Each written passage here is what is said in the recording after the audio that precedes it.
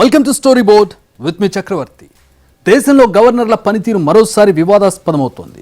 పలు రాష్ట్రాల్లో వర్సిటీ వీసీల నియామకం విషయంలో గవర్నర్లు ప్రవర్తిస్తున్న తీరుపై దుమారం రేగుతోంది. బెంగాల్, కేరళ, తమిళనాడు, పంజాబ్లో ఈ తరహా గొడవలు జరుగుతున్నాయి. ఢిల్లీలో మొదటి నుంచి లెఫ్టినెంట్ గవర్నర్ రాష్ట్ర సర్కారుతో పేచి పెట్టుకుంటున్నారు. తెలంగాణలో కూడా గవర్నర్ మధ్య గ్యాప్ కొనసాగుతోంది. రాజ్యాంగబద్ధంగా ఉండాల్సిన గవర్నర్ల వ్యవస్థ వివాదాస్పదం కావడం చర్చనీయాంశంగా మారుతోంది. దేశంలో గవర్నర్ల వ్యవస్థ రోజు రోజుకు చర్చనీయాంశమవుతోంది. ప్రభుత్వాన్ని నడిపే వారికి ఆయా రాష్ట్రాల గవర్నర్లకు మధ్య ఏర్పడుతున్న విభేదాలు మొత్తం వ్యవస్థపై ప్రభావం చూపుతున్నాయి. విధానాలు, ప్రజా సమస్యలతో సంబంధం లేకుండా రాజకీయాలు, ఈగోలకు ప్రాధాన్యం పెరగడం పరిస్థితిని మరింత సంక్లిష్టం చేస్తోంది. అవినీతి, అక్రమాల వంటి వివిధ ఆరోపణలు ఎదుర్కొంటున్న 9 మంది యూనివర్సిటీల వీసీలు రాజీనామా చేయాలంటూ కేరళ గవర్నర్ ఆరిఫ్ మొహమ్మద్ ఖాన్ ఆదేశాలపై వివాదం రేగింది. గవర్నర్గా ఆర్ఎస్ రవి వచ్చినప్పటి నుంచే ఆయన తీసుకుంటున్న నిర్ణయాల పట్ల స్టాలిన్ నేతృత్వంలోని తమిళనాడు ప్రభుత్వం తీవ్ర అసంతృప్తిలో ఉంది. ఆయన సంక్షేమ పథకాలకు సంబంధించిన పలు బిల్లుల్ని ఆమోదించకుండా పెండింగ్లో పెట్టడం, ప్రభుత్వాన్ని ఇరుకున పెట్టేలా వ్యాఖ్యానిస్తుండడం తదితరాల నేపథ్యంలో స్టాలిన్ బృందం తీవ్ర ఆగ్రహంతో ఉంది. దీనికి తోడు తమతో మాట మాత్రమైనా సంప్రదించకుండానే గవర్నర్ యూనివర్సిటీలకు వీసీలను నియమించడాన్ని స్టాలిన్ ప్రభుత్వం ఏమాత్రం జీర్ణించుకోలేకపోతోంది. నిజానికి రాష్ట్ర ప్రభుత్వం నియమించే ఉన్నతాధికారులతో కూడిన సెర్చ్ కమిటీ వీసీలకు అర్హులైన వారిని గుర్తించి ప్రభుత్వానికి సిఫార్సు చేస్తుంది. దాన్ని పరిశీలించిన ప్రభుత్వం గవర్నర్ ఆమోదానికి పంపుతుంది. అక్కడ ఆమోదముద్ర లాంఛనప్రాయంగానే గతంలో ఉండేది. అదే సమయంలో సెర్చ్ కమిటీ సిఫార్సులు ఎలా ఉన్నా ప్రభుత్వ పెద్దల ఆశీర్వాదం ఉన్న వారికే వీసీ పదవులు వస్తాయన్న ఆరోపణలు కూడా ఉన్నాయి. ఆది నుంచి అన్ని రాష్ట్రాల్లోనూ ఈ తంతు కొనసాగుతూనే ఉంది. అయితే ఆర్ఎస్ రవి వచ్చాక వర్సిటీలకు ఛాన్సలర్గా ఉన్న తానే వైస్ ఛాన్సలర్లను నియమించాలన్నట్లుగా వ్యవహరిస్తున్నారు. ప్రభుత్వంతో ఏమాత్రం సంబంధం లేకుండా ఆయనే వీసీలను నియమిస్తున్నారని అధికార వర్గాలు చెబుతున్నాయి. వీటన్నిటికీ చెక్ పెట్టేందుకు స్టాలిన్ ప్రభుత్వం కీలక నిర్ణయం తీసుకుంది. ఇక నుంచి వీసీలను రాష్ట్ర ప్రభుత్వమే నియమించేలా బిల్లు రూపొందించి అసెంబ్లీలో ఆమోదించింది. అయితే ఆ బిల్లును గవర్నర్ పెండింగ్లో పెట్టారు. తమిళనాడులో వీసీల పదవి కోసం 40 నుంచి 50 కోట్ల వరకు లంచమిస్తారంటూ గతంలో గవర్నర్గా వ్యవహరించిన బన్వరీలాల్ పురోహిత్ చేసిన వ్యాఖ్యలు దేశవ్యాప్తంగా సంచలనం రేపాయి. అన్నాడీఎంకే ప్రభుత్వ హయాంలో నియమితులైన వీసీల వ్యవహారంలో ఎవరు ఎలాంటి నిర్ణయం తీసుకుంటారన్నది ఉన్నత విద్యావర్గాల్లో చర్చ రేపుతోంది. దీనిపై కొందరు విద్యా నిపుణులు, గతంలో వీసీలుగా పనిచేసిన వారు పలు సూచనలు చేశారు. యూనివర్సిటీలో పాలనాపరమైన ఇబ్బంది లేకుండా నాణ్యమైన విద్య అందించేలా చూడడమే వీసీ విధి అని, అలాంటి కీలకమైన పదవి ఎంపిక వ్యవహారంలో గవర్నర్, రాష్ట్ర ప్రభుత్వం మధ్య వివాదాలు రేగడం బాధాకరమని వ్యాఖ్యానించారు. యూనివర్సిటీ అనేది స్వయం ప్రతిపత్తి గల సంస్థ లాంటిదని, దాని వ్యవహారంలో రాజకీయ జోక్యం ఉండరాదన్నారు. అర్హుడైన వ్యక్తిని నియమించినప్పుడే యూనివర్సిటీ పాలన, విద్య వంటివన్నీ మెరుగ్గా సాగుతాయని, రాజకీయాలను దృష్టిలో ఉంచుకుని జరిగే నియామకాలతో నష్టం జరగడం ఖాయమని అన్నారు. వీసీలకు అర్హులైన వ్యక్తులను అన్వేషించే సెర్చ్ కమిటీయే తగిన వ్యక్తిని నియమిస్తే రాజకీయాలకు తావుండదని సూచించారు. తాము ఎన్నికైన యూనివర్సిటీకి అన్ని విధాలా లబ్ధి చేకూర్చడం, తమ విద్యార్థులకు మెరుగైన విద్యతో పాటు మౌలిక సదుపాయాల కల్పనే లక్ష్యంగా వీసీల పనితీరుండాలని హితవు పలికారు. వీసీల నియామకాలకు సంబంధించి గవర్నర్, రాష్ట్ర ప్రభుత్వాల మధ్య వివాదం నెలకొనడం ఏమాత్రం శ్రేయస్కరం కాదని, ఇది పాలనాపరమైన పరిణామాలపై ప్రభావం చూపుతుందని ఆందోళన వ్యక్తం చేశారు. తమిళనాడు గవర్నర్, అధికార డీఎంకే మధ్య కొన్నాళ్లుగా ప్రచ్ఛన్న యుద్ధం జరుగుతోంది. వారి మధ్య ఘర్షణ వాతావరణం ముదిరి ఇప్పుడు రాష్ట్రపతి ద్రౌపది ముర్ము చెంతకు చేరింది. గవర్నర్ ఆర్ఎస్ రవి శాంతి భద్రతలకు ముప్పంటూ రాష్ట్రపతికి రాసిన లేఖలో డీఎంకే తీవ్ర వ్యాఖ్యలు చేసింది. ప్రజలకు సేవ చేయనీయకుండా ప్రజాస్వామ్యబద్ధంగా ఎన్నికైన ప్రభుత్వాన్ని అడ్డుకుంటున్నారని ఫిర్యాదు చేసింది. ఆయన ప్రకటనలు ప్రభుత్వం పట్ల అసంతృప్తి పెంచే విధంగా ఉన్నాయని, కొన్ని ప్రసంగాలు విద్వేషాలు రెచ్చగొట్టేలా ఉన్నాయని అందులో పేర్కొంది. ఆయన రాజ్యాంగబద్ధమైన పదవిలో ఉండేందుకు అనర్హులని, వెంటనే తొలగించాలని ఆ లేఖలో అభ్యర్థించింది. పలు బిల్లులు గవర్నర్ వద్దే ఆగిపోవడం, ప్రైవేటు కార్యక్రమాల్లో సనాతన ధర్మం, ద్రావిడం గురించి గవర్నర్ రవి చేసిన వ్యాఖ్యలు రుచించకపోవడంతో డీఎంకే, దాని మిత్రపక్షాలు ఆ చర్యలను బహిరంగంగానే ఖండిస్తున్నాయి. ఆమోదం పొందాల్సిన బిల్లులు 20 వరకు ఆయన వద్ద పెండింగ్లో ఉన్నాయి. వాటిని ఆమోదించకుండా కావాలనే జాప్యం చేస్తున్నారని డీఎంకే ఆ లేఖలో ఆరోపించింది. ఈ వ్యవహార శైలితో ఇరు వర్గాల మధ్య సఖ్యత కొరవడినట్లు కనిపిస్తోంది. తాజా లేఖపై గవర్నర్ స్పందించాల్సి ఉంది.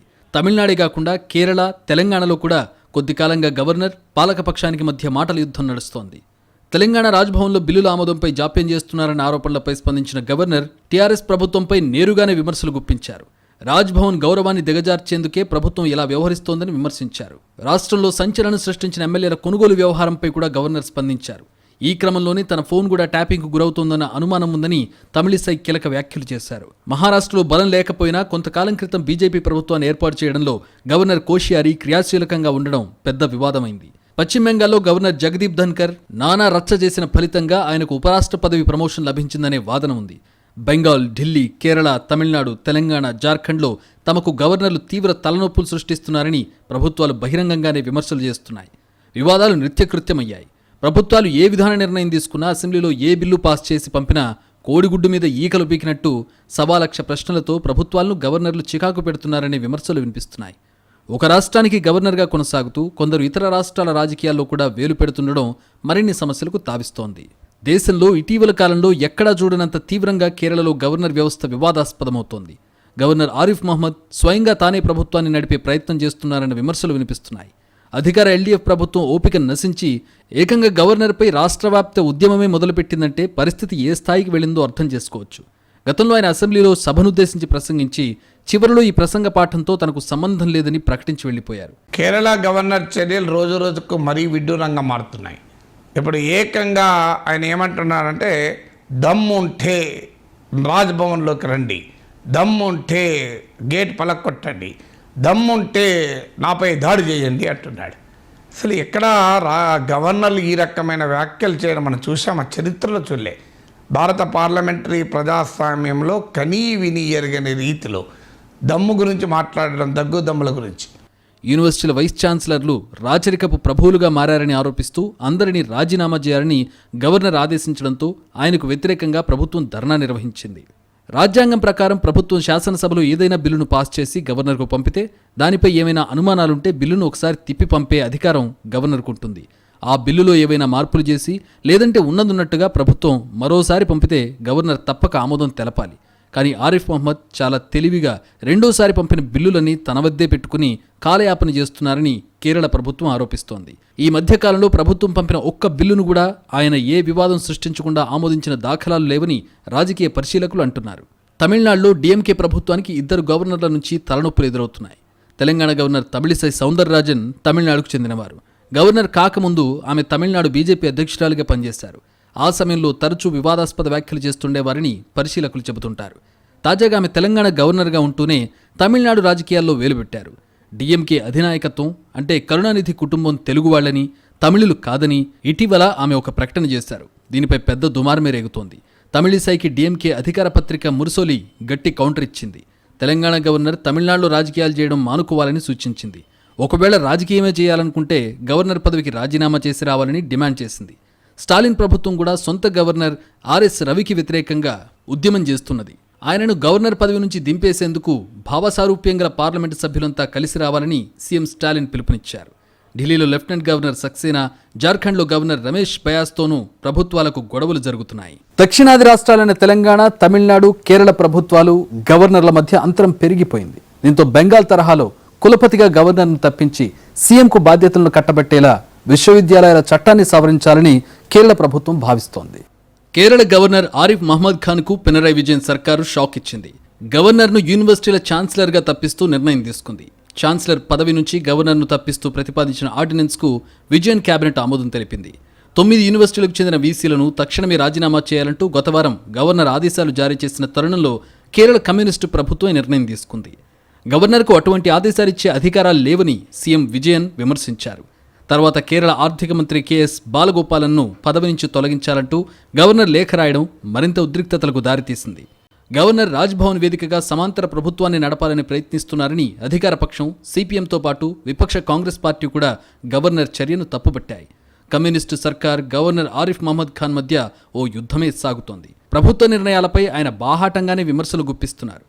గతేడాది పశ్చిమ బెంగాల్ సీఎం మమతా బెనర్జీ సర్కారు రాష్ట్ర స్థాయి విశ్వవిద్యాలయాలకు కులపతిగా గవర్నర్ స్థానంలో ముఖ్యమంత్రిని నియమిస్తూ ముసాయిదా బిల్లును తీసుకొచ్చింది. సీఎం మమతా బెనర్జీ, ఆ రాష్ట్ర గవర్నర్ జగదీష్ ధన్కర్ మధ్య విభేదాలు దేశం మొత్తాన్ని ఆకర్షించాయి. కేరళ ప్రభుత్వం కూడా దీనిని ప్రేరణగా తీసుకుని గవర్నర్ను ఛాన్సలర్ పదవి నుంచి తప్పించే ఆర్డినెన్స్ తీసుకొచ్చింది. యూనివర్సిటీల ఛాన్సలర్గా గవర్నర్ను తొలగించి ఆయన స్థానంలో నైపుణ్యం గల వ్యక్తిని తీసుకురావాలని భావిస్తున్నట్లు ఎల్డీఎఫ్ ప్రభుత్వ వర్గాలు తెలిపాయి. పంజాబ్లో గవర్నర్ భన్వరీలాల్ పురోహిత్కు భగవంత్ మాన్ ప్రభుత్వానికి మధ్య వివాదం మొదలైంది. లూథియానాలోని పంజాబ్ అగ్రికల్చర్ యూనివర్సిటీ వీసీ నియామకంపై వీరి మధ్య వార్ షురువైంది. వీసీ సద్బీర్ సింగ్ది అక్రమ నియామకమని, యూజీసీ నిబంధనలకు విరుద్ధంగా ఛాన్సలర్ అయిన తన ఆమోదం తీసుకోకుండా నియామకం జరిగిందని, తక్షణమే ఆయన్ను తొలగించాలని గవర్నర్ పురోహిత్ సీఎం భగవంత్ మాన్కు లేఖ రాశారు. గవర్నర్ తీరును పంజాబ్లోని ఆప్ సర్కార్ తప్పుబట్టింది. రాష్ట్ర వ్యవసాయ రంగానికి పంజాబ్ అగ్రికల్చర్ యూనివర్సిటీ వెన్నెముక లాంటిదని, అలాంటి యూనివర్సిటీకి యూనివర్సిటీ బోర్డుచే వీసీగా నియమితులైన సద్బీర్ సింగ్ను తొలగించాలని గవర్నర్ లేఖ రాయడం ఆయన్ను అవమానించడమేనని, అందుకు గవర్నర్ క్షమాపణ చెప్పాలని డిమాండ్ చేశారు. వాస్తవానికి విశ్వవిద్యాలయాల ఛాన్సలర్గా గవర్నరే బాధ్యతలు నిర్వహించాలని రాజ్యాంగంలో ఏ అధికరణలోనూ చెప్పలేదు. విశ్వవిద్యాలయాల గ్రాంట్ కమిషన్ మార్గదర్శకాల్లోనూ ఎక్కడా కూడా గవర్నరే ఛాన్సలర్గా ఉండాలన్న నిబంధన లేదు. గౌరవప్రదమైన ఈ పదవిని శాసనసభే గవర్నర్కు కల్పిస్తోంది. రాష్ట్ర విశ్వవిద్యాలయాల ఎక్స్ అఫీషియో ఛాన్సలర్ పాత్రను రాష్ట్ర అసెంబ్లీ అప్పగించిందే మినహా గవర్నర్కి ఛాన్సలర్ పాత్రను ఇవ్వాలని రాజ్యాంగంలో ఏ అధికరణలోనూ పేర్కొనడం లేదు. గవర్నర్పై అదనపు అధికారాలు, భారాలు మోపరాదని, దానివల్ల వివాదాలకు లేదా ప్రజా విమర్శలకు తావిచ్చేందుకు అవకాశం ఉంటుందని 2010లో కేంద్ర రాష్ట్ర సంబంధాలపై ఏర్పాటు చేసిన ఎంఎం పంక్షి కమిషన్ సిఫార్సు కూడా చేసింది. గవర్నర్ని ఎక్స్ అఫీషియో ఛాన్సలర్గా పేర్కొనే ప్రస్తుత పద్ధతిని కొనసాగించొచ్చని కేరళ రాష్ట్ర విశ్వవిద్యాలయ న్యాయ సంస్కరణల కమిషన్ ఈ ఏడాది జూన్లో నివేదిక అందజేసింది. అయితే ప్రస్తుత వైఖరిని కొనసాగించాలంటూ రాష్ట్ర శాసనసభపై లేదా ప్రభుత్వంపై ఎలాంటి ఒత్తిడి లేదని కూడా అదే కమిషన్ స్పష్టం చేసింది. ఈ తరుణంలో గవర్నర్ను ఛాన్సలర్ పదవి నుంచి తొలగిస్తే మంచిదన్న చర్చ కూడా సాగుతోంది. తెలంగాణలో కౌశిక్ రెడ్డికి ఎమ్మెల్సీ నిరాకరణ దగ్గర నుంచి రాజ్ భవన్, ప్రగతి భవన్ మధ్య దూరం పెరుగుతోంది. కేసీఆర్ గవర్నర్ ఆధ్వర్యంలో జరిగే రిపబ్లిక్ డే వేడుకలు హాజరు కాకపోవడం, రిపబ్లిక్ డే స్పీచ్లో తమిళిసై కేంద్ర పథకాలు ప్రస్తావించడం, ఆ తర్వాత గవర్నర్ స్పీచ్ లేకుండానే అసెంబ్లీ సెషన్ మొదలు కావడం లాంటి పరిణామాలు వేగంగా జరిగిపోయాయి. గవర్నర్, ప్రజలతో ఎన్నికైన ప్రభుత్వం మధ్య ఆరోగ్యకరమైన సంబంధాలుండాలని రాజ్యాంగ నిర్మాతలు కోరుకున్నారు. అంతేగాని రెండు వ్యవస్థలు ఇగోకుపోతే అంతిమంగా ప్రజలకే నష్టం జరుగుతుందనేది నిపుణుల వాదన. రాష్ట్ర పరిధిలో రాజ్యాంగాన్ని పరిరక్షించాల్సిన గవర్నర్ పరిధిలు దాటడమే సమస్యకు మూలమని ఓ వాదన కాగా, గవర్నర్కి ఇవ్వాల్సిన ప్రోటోకాల్ కూడా ఇవ్వకుండా అవమానిస్తున్నారనేది మరో వాదన. ఎవరి వాదనకు వారు గట్టిగా కట్టుబడ్డంతో చిక్కుముడి వీడడం లేదు. గవర్నర్ రాజ్యాంగ బాధ్యతలు నిర్వహించాల్సి ఉండగా ప్రజలతో ఎన్నికైన ప్రభుత్వాలు పరిపాలనా బాధ్యతలు చూసుకోవాలి. ఎవరి పనులు వాళ్ళు చేస్తే అసలు సమస్య వచ్చే అవకాశమే లేదు. కానీ ఒకరి పరిధిలోకి మరొకరు రావాలని చూసినప్పుడే సమస్యలు వస్తున్నాయి.